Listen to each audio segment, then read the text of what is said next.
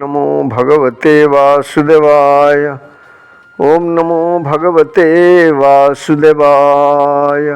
वर्तमान आम श्लोकांक 12 पाठ रखा।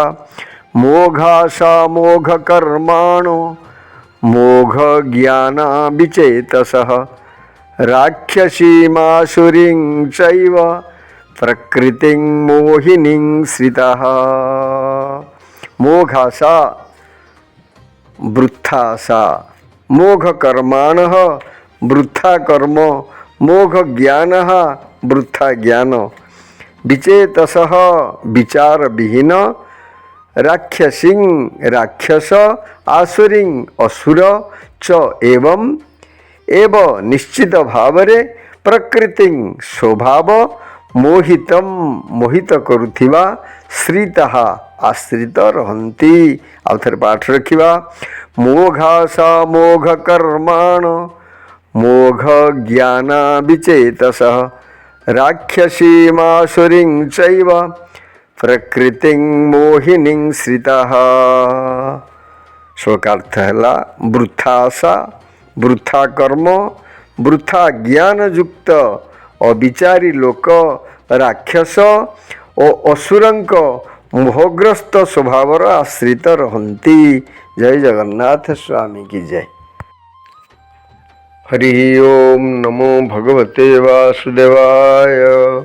आसंतु वर्तमान नवम अध्याय 12 श्लोक उपर आलोचना रखा। मोघाशा मोघ कर्माणो मोघ ज्ञान विचेतसः राक्षसीमासुरीं चैव प्रकृतिं मोहिनीं श्रिताः।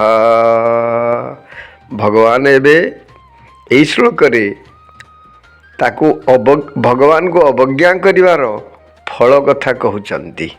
तार परिणामटा कौन हुए, भगवान को न मारिले असुविधा कौन हुए, ईश्वर तत्व को न बुझिले तार फल कौन हुए।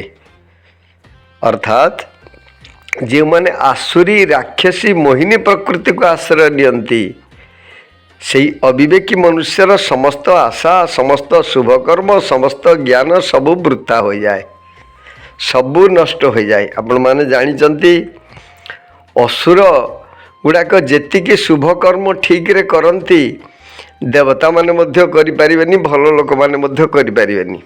असुर मानकर तपस्या आपण जानिचंती बहुत कठोर तपस्या से मान करंती, कारण बाह्य दृष्टिकोण रु से मान तो कठोर तपस्या करंती। आपण माने जानिचंती गोटे उदाहरण देले बुझी परिबे। इंद्रजित निकुंभिला नामक स्थान रे यज्ञ जोर आरंभ कला। एक कथा विभीषण जानिले, भगवान को कहले प्रभु निकुंभेला यज्ञ तार जदि पूर्ण हो जाए आपण ताको विजय करने कष्ट हो। ताहले वर्तमान हनुमान जी बाहरी पड़िले, हनुमान जी बाहरी यज्ञर ध्वंस करने प्रस्तुति हेले। एठी प्रश्न उठे सेठी तो घी अच्छी पुरोहित अच्छी यज्ञ अच्छी मंत्र अच्छी अग्नि अच्छी सबू व्यवस्था अच्छी यज्ञर, ताहले भगवान केमिति नष्ट करने को ताको निर्देश कले।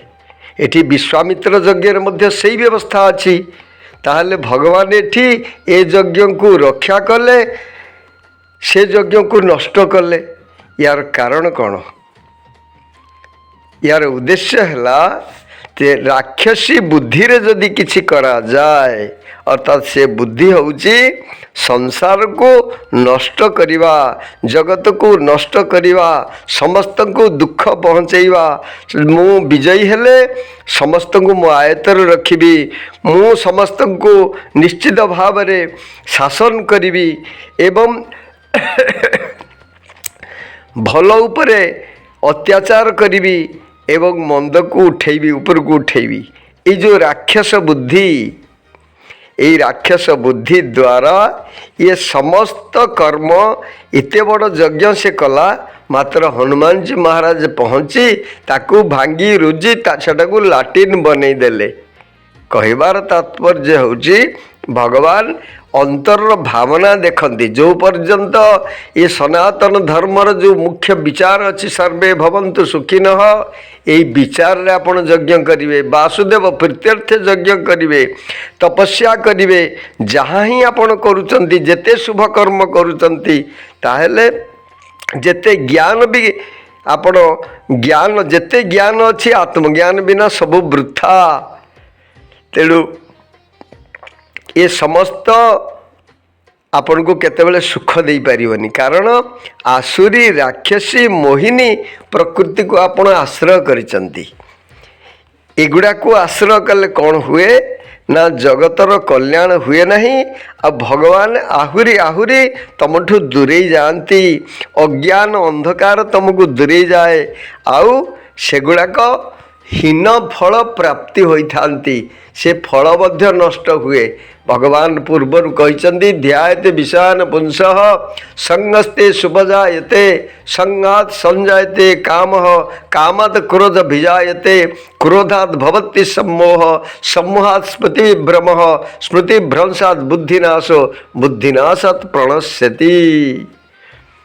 तो कामना जदि पूर्ति हैला ताहेले दुख, कामना पूर्ति नहेले दुख।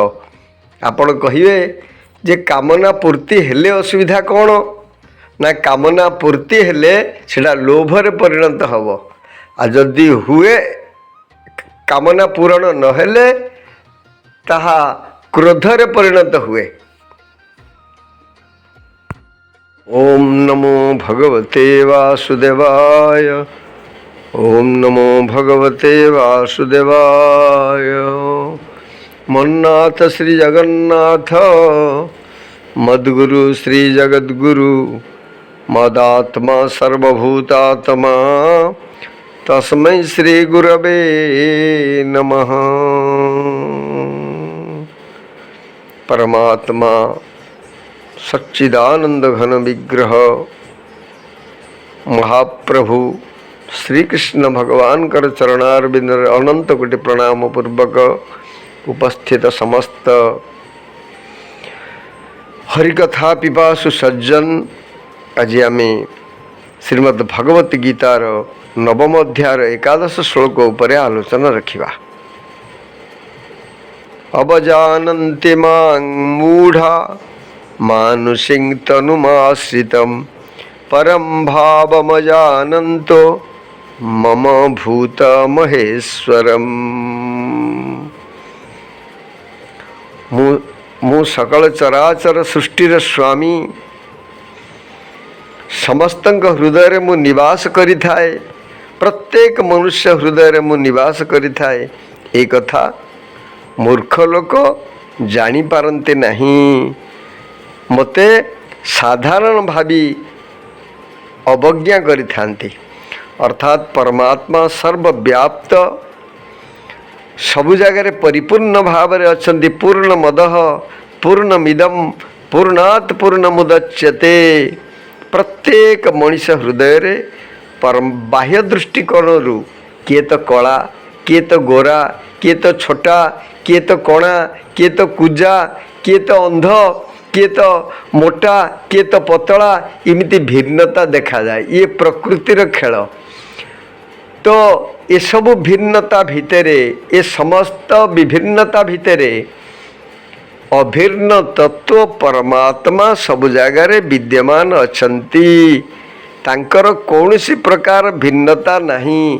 अर्थात जड़े लोक पाखे 5 केजिया भगवान नहांती, आउ का पाखे 10 केजिया नहांती। भगवान कहउचंती मोर ये जो महान ईश्वर तत्व, ईश्वर सर्वभूतानां हृदय से अर्जुन तिष्ठति, भ्रामयन सर्वभूतानि जंत्र रूढ़ानि माया। भगवान समस्त जंत्र भितरे आरूढ़ होइचंती। ए कथा मूढ़ लोक जानी पारे नहीं। न जानी से कौन करे ना मते अवमानना करे। यही लोकटा एटा कौन एते काम कला वाला, सी कौन एते काम कला वाला, मु सब करने वाला। तो ये सबू जेतेबेले प्रकृतिर बशवर्ती से हो जाए, ईश्वर तत्व को भूली जाए, ସେତେବେଳେ ତାର ମୂଢ଼ତା ଆସିଯାଏ। ଏଠି ମୂଢ଼ ଶବ୍ଦ ବ୍ୟବହାର କରିବାର ଅର୍ଥ ହେଲା ଯେତେବେଳେ ମାନେ ମୂଳ ସତ୍ତାକୁ ଭୁଲି ସେ ବାହ୍ୟ ସତ୍ତାକୁ ପ୍ରାଧାନ୍ୟ ଦେଇଥାଏ। କିଏ ମାନେ ପ୍ରକୃତରେ କିଏ ଏ ଶରୀରର ମାଲିକ, ପ୍ରତ୍ୟେକ ମଣିଷ ଭିତରେ କିଏ ଅଛନ୍ତି ଭଗବାନ କହୁଛନ୍ତି। ୟା ପୂର୍ବରୁ ସ୍ପଷ୍ଟୀକରଣ ଦେଇ କହିଛନ୍ତି ଯେ ମୁଁ ତପସ୍ୱୀମାନଙ୍କ ଭିତରେ ତପସ୍ୟା ବଲମ୍ ବଲବତାମ୍ ଚାହମ୍, ଯେଉଁ ବଳବାନ ଲୋକ ଅଛନ୍ତି ତା ଭିତରେ ମୁଁ ବଳ। ଅତ୍ୟନ୍ତ ସୂକ୍ଷ୍ମାତି ସୂକ୍ଷ୍ମ ଭାବରେ ମୋ ତତ୍ଵ ସବୁ ଜାଗାରେ ପୂରି ରହିଛନ୍ତି। ବିନା ଡ୍ରାଇଭରରେ ଗାଡ଼ି ଚାଲିବ ନାହିଁ। ତେଣୁ ପରମାତ୍ମା ନଥିଲେ ଏସବୁ କିଛି ହେବ ନାହିଁ।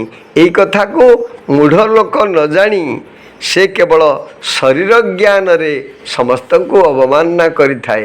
କେତେ ପ୍ରକାର ବିଭିନ୍ନତା ଭଗବାନ ତିଆରି କରିଛନ୍ତି। ୟାକୁ ଭଗବାନ ଛୁପେଇବା ପାଇଁ, ନିଜକୁ ଘୋଡ଼େଇବା ପାଇଁ ଏସବୁ ବ୍ୟବସ୍ଥା କରିଛନ୍ତି।